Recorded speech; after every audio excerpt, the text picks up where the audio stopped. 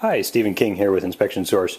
We're at a home inspection where we're taking a look at a furnace. Now this is a high efficiency furnace, often called a condensing unit, and it has no flue pipe extending to the outside of the house.